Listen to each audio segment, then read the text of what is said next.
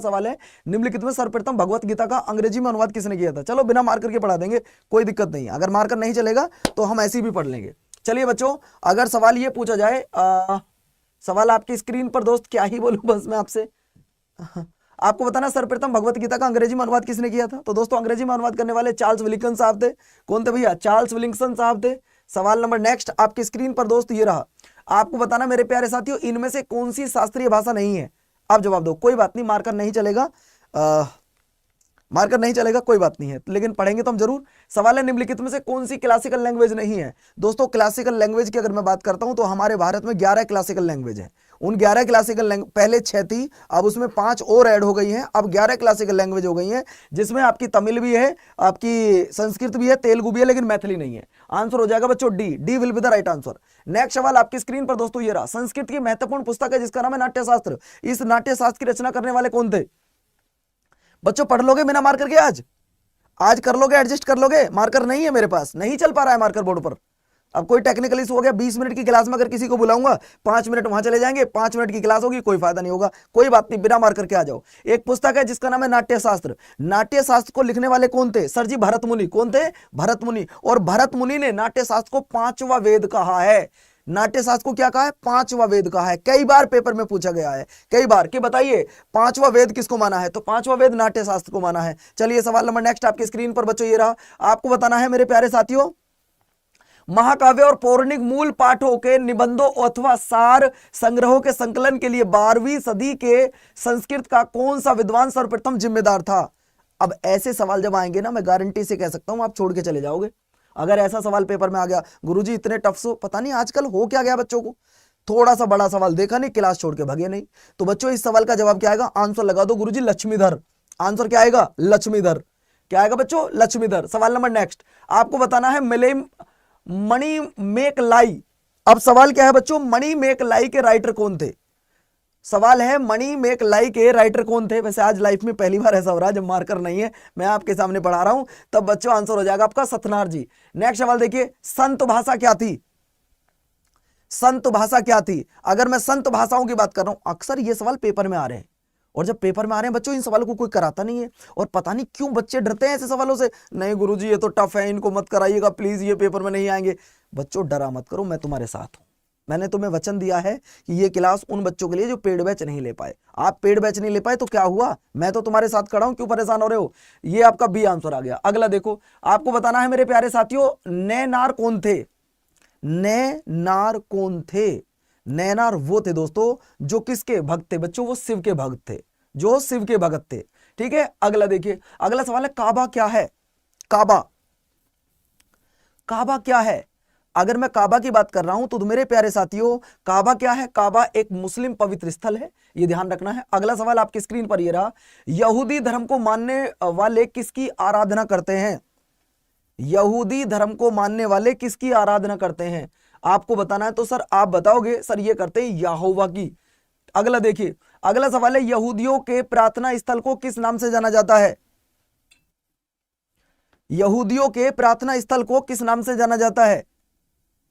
तब दोस्त आप कहोगे कि सर ये जानते हैं किसके? सिनेगाग के नाम से। नेक्स्ट सवाल देखिए, नेक्स्ट सवाल है, सांची का स्तूप कहां स्थित है? बच्चों एक काम करते हैं, दूसरी पीपीटी खोल के देख लेते हैं, हो सकता है वो सही चल जाए, क्योंकि यहां ये तो भाई हमारा आज मार्कर ही नहीं चल पा रहा, तो क्या ही करें। दूसरी पीपीटी देख लेते हैं बच्चों ओपन करके, अगर हो सकता है ये ओपन नहीं हो रही तो दूसरी हो जाए।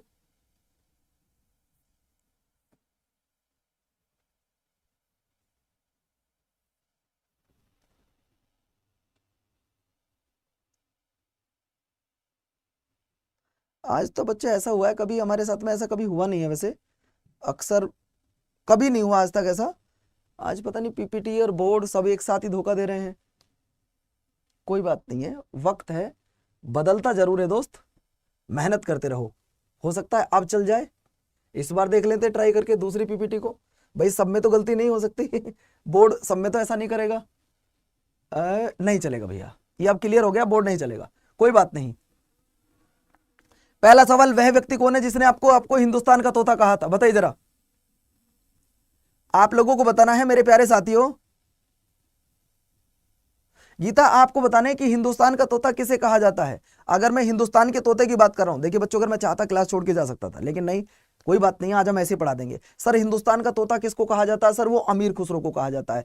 तबले का आविष्कार किसने किया? अमीर खुसरो ने। सितार का आविष्कार किसने किया? अमीर खुसरो ने। कव्वाली का आविष्कार किसने किया? अमीर खुसरो ने। खड़ी बोली का आविष्कार किसने किया? अमीर खुसरो ने। किसके दरबार में था? अलाउद्दीन खिलजी के दरबार में था। C answer. आगे बच्चों, अगला देखो, अगला है अमीर खुसरो का जन्म कहां पर हुआ था? अगर मैं अमीर खुसरो के जन्म की बात करता हूं तो इसका जन्म हुआ था पटियाली में। कहां पर हुआ था बच्चों? पटियाली में। अगला सवाल देखिए, अमीर खुसरो किसके शिष्य थे? तो निजामुद्दीन औलिया के थे। अगला देखिए, अमीर खुसरो का वास्तविक नाम क्या था? बच्चों अमीर खुसरो से पेपर में सवाल आएगा, लिख के सुन लो।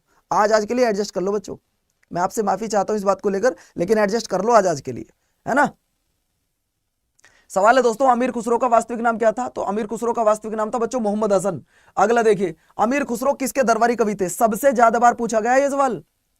ये सवाल वो है जो सबसे ज्यादा बार पूछा गया। आपको यही बताना है कि अमीर खुसरो किसके दरबारी कवि थे। सर ये अलाउद्दीन खिलजी के दरबार में थे।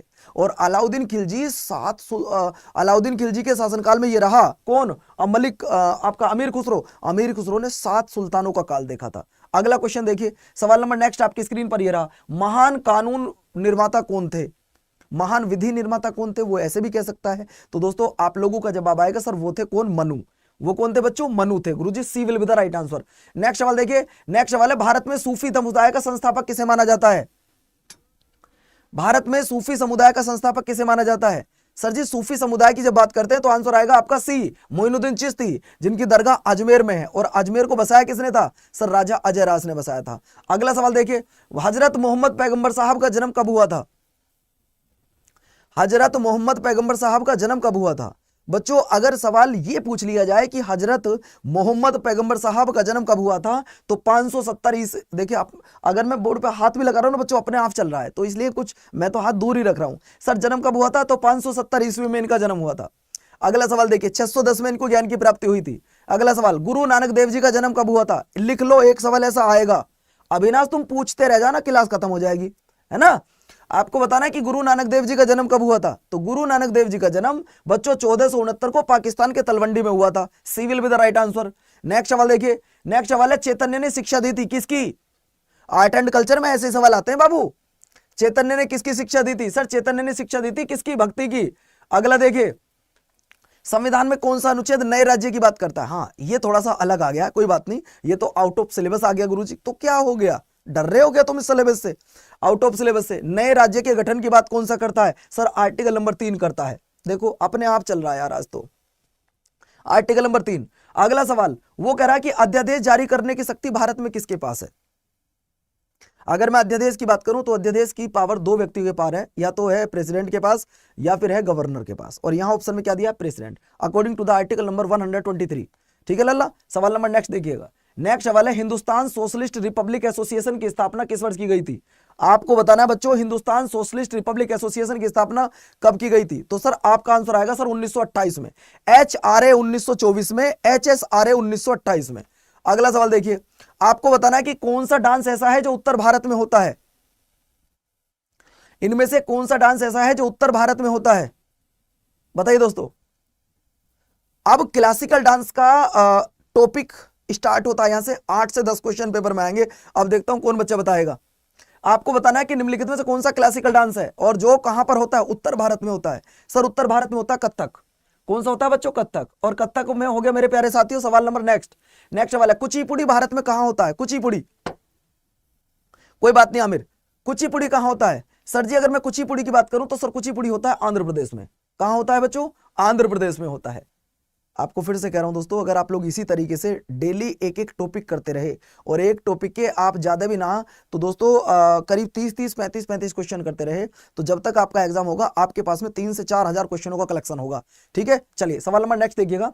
नेक्स्ट सवाल है, मोहिनीअट्टम भारत के किस राज्य में होता है? सर मोहिनीअट्टम की जब बात की जाती है तो मोहिनीअट्टम होता है मेरे प्यारे साथियों कहां पर? सर केरल में होता है। अगर मैं मोहिनीअट्टम की बात करूं तो हेममालिनी, मोहिनीअट्टम की बात करूं श्रीदेवी, मोहिनीअट्टम की बात करता हूं ये दोनों करती हैं दोस्तों। आंसर आ गया आपका क्या? सर जी मोहिनीअट्टम कहां होता है? केरल में होता है। कहां पर होता है बच्चों? केरल में। D will be the right answer. अगला सवाल देखिए, अगला सवाल आपकी स्क्रीन पर, आपको बता केरल में सब देखिए पूरे भारत में 8 क्लासिकल डांस है, 8 में से 2 हैं केरल के, और केरल में 2 होते हैं, एक होता है मोहिनीअट्टम और दूसरा होता है कथकली। लेकिन फेमस कौन सा है? फेमस है बच्चों आपका कथकली। कौन सा भैया? कथकली। देखो आज हाथ लगाते हुए ऐसे भाग रहा है, कोई बात नहीं। अगला सवाल देखिए, भरतनाट्यम नृत्य शैली का संबंध भारत के किस राज्य से है? भरतनाट्यम, अगर मैं भरतनाट्यम की बात करता हूं तो ये सबसे पुराना क्लासिकल डांस है, याद रखिएगा, भरतनाट्यम भारत का सबसे पुराना क्लासिकल डांस है। और ये होता कितने है? ये होता भाई तमिलनाडु विच कितने होता है? तमिलनाडु विच होता है। नेक्स्ट सवाल देखिएगा, कथक कहां होता है? सर आपने तो कहा था अभी थोड़ी देर पहले कथक उत्तर प्रदेश में होता है, लेकिन अगर ऑप्शन में उत्तर प्रदेश ना दिया हो तो, अगर ऑप्शन में उत्तर प्रदेश ना दिया हो तो क्या करेंगे दोस्तों? अगर ऑप्शन में उत्तर प्रदेश ना दिया हो तब ध्यान रखना आप उत्तर भारत लगा दोगे। क्या लगा दोगे? उत्तर भारत। नेक्स्ट सवाल आपकी स्क्रीन पर दोस्तों ये रहा, निम्नलिखित में से कौन एक सुमूलित है?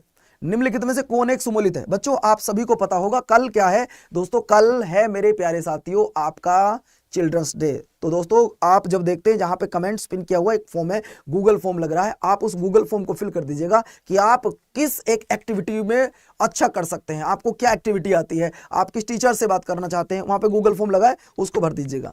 ठीक है दोस्तों, तो आंसर आ जाएगा मेरे प्यारे साथियों, जो कथक कली है केरल बिल्कुल सही है, बाकी गलत है। अगला देखिए, अब आपको बताना इनमें से कौन सा एक सुमोलित नहीं है, इनमें से कौन सा एक सुमोलित नहीं है जो आपके सामने लिख रहा है, इनमें से कौन सा एक सुमोलित नहीं है? भरतनाट्यम तमिलनाडु बिल्कुल सही है, ओडिसी उड़ीसा बिल्कुल ठीक है, आंध्र प्रदेश कुचिपुड़ी बिल्कुल ठीक है, लेकिन दोस्तों कथकली केरल में होता ना कि कर्नाटक में, इसका मतलब बी बिल्कुल गलत है बच्चों, बी वाला बिल्कुल गलत है।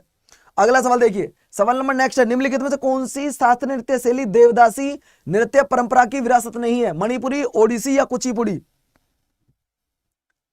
तो तब आप लोगों का जवाब आएगा सर मणिपुरी। क्या आ जाएगा? ओहो देखो, तब आप लोगों का जवाब क्या आएगा सर? मणिपुरी। क्या आ जाएगा दोस्तों? Manipuri. A will be the right answer. और थैंक यू सो मच बच्चों, आज बोर्ड में कुछ प्रॉब्लम होने की वजह से भी, लेकिन आप मेरे साथ लगे रहे, thank you so much, love you मेरे भाई बहनों। चलिए अगला सवाल, एक पार्ट और कराऊंगा फिर इस क्लास का। मखोटा नृत्य का संबंध किस नृत्य शैली से? मखोटा का, देखिए अगर आपने महापैक लिया है फिर आपको कोई बैच नहीं लेना पड़ेगा रेलवे का, ये बात आपको याद रखनी है, बस दोबारा मत पूछिएगा। अगर मैं मखोटा की बात कर रहा हूं तो मखोटा का संबंध आपके कथकली से, जो कि केरल में होता है। अगला देखिए, गदर पार्टी की स्थापना कब हुई थी? अगर मैं गदर पार्टी की बात कर रहा हूं तो गदर पार्टी की स्थापना लाला हरदयाल एमए जी ने की थी। ये दिल्ली के सेंट स्टीफेंस कॉलेज में प्रोफेसर हुआ करते थे, नौकरी छोड़ी, अमेरिका के कैलिफोर्निया में गए और वहां जाकर इन्होंने बच्चों गदर पार्टी की स्थापना करी थी 1913 में, है ना। चलिए अगला सवाल आपकी स्क्रीन पर बच्चों ये रहा, आपको बताना है कि कौन सा शहर गंगा नदी के तट पर स्थित नहीं है? बताना जरा, कौन सा शहर ऐसा है जो गंगा नदी के तट पर स्थित नहीं है? गुरुजी कितनी बार बताएं आपको? वाराणसी गंगा नदी के किनारे, इलाहाबाद यानी कि वर्तमान प्रयागराज गंगा नदी के किनारे, और अगर मैं बात करूं साथियों आपका क्या, कानपुर गंगा नदी के किनारे, लेकिन जो आपका जयपुर है ये गंगा नदी के किनारे नहीं है बच्चों, यानी कि D will be the right answer, D बिल्कुल करेक्ट आंसर है। अगला देखिए, अगला सवाल है, कौन सा अनुच्छेद ऐसा है जो यूसीसी की बात करता है, यूनिफॉर्म सिविल कोड की बात कर रहा है? वो कौन सा आर्टिकल है बच्चों? समान नागरिक संहिता भारतीय संविधान के किस आर्टिकल में आता है? तो दोस्तों आर्टिकल आ जाएगा आपका 44, और 44 दो राज्यों में लागू होता है, गोवा में और उत्तराखंड में, गोवा में उत्तराखंड में। हाँ बेटे बाइलैंग्वेज क्वेश्चन आते हैं, पहली बार पेपर दे रहे हो क्या? अगला देखिए, आर्टिकल नंबर 44 बिल्कुल सही आ गया। अगला देखिए, 1757 का जो युद्ध हुआ था वो आज किस क्षेत्र में पड़ता है? सर पश्चिम बंगाल में। कहां पर है वो पश्चिम बंगाल में। बच्चों पेपर में पूछा गया सवाल है और मैं उम्मीद करता हूं कि यह सवाल पेपर में फिर भी आ सकता है। पश्चिम बंगाल, इसी को मैच फिक्सिंग युद्ध भी कहा जाता है। सवाल नंबर नेक्स्ट आपकी स्क्रीन पर दोस्तों ये रहा, आपको बताना है सितारा देवी का संबंध किस डांस से है? बोलो भैया, सितारा देवी का संबंध किससे है? अगर मैं सितारा देवी की बात कर रहा हूं तब दोस्तों आप याद रखना सितारा देवी का जो संबंध है वो आपका आ जाएगा बेटे कथक से। अगला देखिए, यामिनी कृष्णमूर्ति कौन सा डांस करती है? यामिनी कृष्णमूर्ति कौन सा डांस करती है? तो यामिनी कृष्णमूर्ति आपकी भरतनाट्यम करती है। क्या करती है? भरतनाट्यम करती है। अब जरा 1 मिनट रुक जाओ बच्चों, 1 मिनट। आप में से कितने बच्चे चाहते हैं कि ये जो क्लास आपकी चल रही है, ये 100 क्लास का जो आपसे प्रॉमिस किया है वो पूरी 100 क्लास आपको कराई जाए? अगर आप चाहते हो कि हाँ गुरुजी ये पूरी 100 क्लास कराई जाए तो जल्दी से चैनल को सब्सक्राइब कर लो। जल्दी से क्या करना है, चैनल को सब्सक्राइब कर लो अगर पूरी की पूरी 100 क्लास चाहते हो। और आपको लग रहा है कि गुरुजी मैं पेड बैच नहीं ले पाया, तो दोस्तों ये 100 क्लास कर लेना, आपको कहीं पेड वेड बैच में जाने की जरूरत नहीं पड़ेगी, मैं तुम्हें प्रॉमिस कर रहा हूं। सिर्फ प्यारे बच्चों, जैसा कि आप सभी को पता है कि इस 20 मिनट क्लास में आप लोग रोज डेली एक टॉपिक के 30 से 35 क्वेश्चन करते हैं। अब आप सभी, चाहे रेलवे का कोई भी एग्जाम हो, चाहे आरपीएफ कांस्टेबल हो, आरपीएफ एसआई हो, या एनटीपीसी हो, ग्रुप डी हो, एएलपी हो, टेक्नीशियन हो, कोई भी ऐसी भर्ती हो जो रेलवे से संबंधित हो, या फिर आप किसी वनडे एग्जाम की तैयारी करते हैं और आपको current affair plus static GK से प्रॉब्लम आती है कि यार करंट अफेयर कितना याद करूं, कहां से याद करूं, स्टैटिक जीके मेले पढ़ता हूं, त्योहार भूल जाता हूं, त्योहार पढ़ता हूं तो भाई साहब इस बार दिवस भूल जाता हूं, दिवस याद करता हूं तो पुरस्कार भूल जाता हूं। इन सब का सॉल्यूशन आ चुका है एक साथ। दोस्तों अब आप क्या करते हो, जब आप किसी एग्जाम की तैयारी करते हो, सिलेबस कंप्लीट पूरा करने के बाद आप लगाते हो मॉक टेस्ट। आप क्या करते हो, मॉक टेस्ट लगाते हो। दोस्तों मॉक टेस्ट लगाते हो, वो आपको पैसे का कहीं ना कहीं से खरीदना होता है। मैं आपको 40 मॉक टेस्ट बिल्कुल फ्री देने वाला हूं। 40 मॉक टेस्ट आपको बिल्कुल फ्री देने वाला हूं। खूब मॉक टेस्ट लगाओ। 40 मॉक टेस्ट के साथ में मैं आपको ई बुक दे रहा हूं, 7 ई बुक मैं आपको दे रहा हूं। ये आपके लिए बिल्कुल फ्री है। आप ई बुक पढ़िएगा अपने घर पे बैठ के, कहीं आपको जाना नहीं है। इसके बाद 4000 जो प्रीवियस ईयर क्वेश्चन है, इनकी मैं आपको पीडीएफ दे रहा हूं। ये 3 चीज होगी। और दोस्तों एक बैच जो मैंने आप सबके लिए लॉन्च किया है, जिस बैच का नाम है चिराग। हर कोई चाहता है जिंदगी में भाई साहब खुशियां हैं, इस बार मेरा एग्जाम क्वालिफाई हो जाए। क्वालिफाई होने में ना होने में सबसे बड़ी समस्या करंट अफेयर और स्टैटिक जीके है। आप एनटीपीसी वाले बच्चों से बात करना, आप उन बच्चों से बात करना जो किसी एग्जाम की तैयारी कर रहे हैं, तो वो बताएगा कि करंट अफेयर और स्टैटिक जीके ही सबसे ज्यादा प्रॉब्लम क्रिएट करती हैं। तो मैंने इन सब का सॉल्यूशन एक निकाल लिया है, और वो है बच्चों चिराग बैच। आप अगर रेलवे के किसी भी एग्जाम की तैयारी करते हो तो चिराग बैच तो छोड़ो, आप कोई और बैच लेते हो ना जीके करंट अफेयर का, आपको 300-400 रुपए का मिलता है। मैं सिर्फ आपको वाई 367 कूपन कोड लगाने पर वो चिराग बैच 123 रुपए का मिल जाएगा। अगर आप कोइंस यूज करते हैं, इसे लगाते हैं, कोइंस यूज करते हैं, बिना कोइंस के आपको मिलेगा 129 रुपए का।